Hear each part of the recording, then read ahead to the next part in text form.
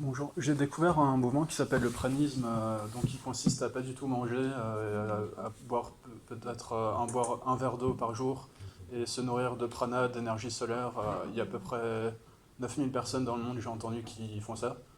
Et je voulais avoir votre avis sur, parce que c'est pas quelque chose de scientifique et qui est trop conseillé par la Oui, médecine. Donc, Respirer, c'est oui. bon appétit. Ça s'appelle. Parce que je trouve que, oui, c'est une chose, nous respirons l'univers, nous sommes connectés au cosmos de toute façon. En cet instant même, nous respirons le cosmos. Maintenant, est-ce qu'on peut s'affranchir de la physiologie? Nous avons un estomac. Je ne sais pas, je n'ai pas dit spécialement là-dessus, je ne sais pas si vous en avez. Oui, alors le prana, c'est une énergie. Alors, on peut l'utiliser en plein de sciences différentes. Normalement, c'est plutôt lié à tout ce qui est au niveau de l'Inde, tout ce qui est méditation. On a le prana, l'énergie de l'univers qui descend et qui nous nourrit.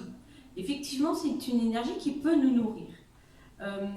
Pour arriver à un stade d'être nourri uniquement par le prana, c'est très très dangereux comme pratique. Oui, c'est ce que j'allais dire. Aux États-Unis, il y a eu beaucoup de morts à cause de cette technique, puisqu'il y a une personne, alors je ne me rappelle plus de son nom, une américaine qui avait écrit un livre là-dessus, qui elle se nourrissait uniquement de prana, donc de prière et de méditation, et elle ne mangeait plus, et elle disait que son corps, au bout d'un moment, trouvait son juste poids et qu'elle n'avait pas besoin, qu'elle n'était pas plus maigre que ça. Bon, ok.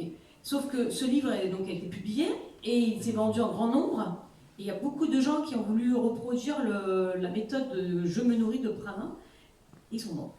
Ben, vous faites bien de souligner que certaines pratiques dites ésotériques sont dangereuses. Oui. Celle-ci est très très dangereuse. Donc je pense qu'effectivement on va partir dans les extrêmes comme un yogi en Inde qui pratique le yoga depuis sa naissance et qui a vraiment cette culture, qui a été élevée comme ça. Il est possible qu'il se nourrisse uniquement de prana, comme Bouddha. Bouddha se nourrissait uniquement de prana puisqu'il n'a pas mangé pendant 5 ou 6 ans de mémoire. Il est au pied de l'arbre. Mais je pense qu'il faut arriver à un état de sagesse extrême pour pouvoir se nourrir avec du prana. On n'en est peut-être pas encore là, ici, dans notre pays, surtout à Toulouse. Bon appétit. On a de quoi faire. Ne vous amusez pas trop à ça, si je peux me permettre. D'autres questions?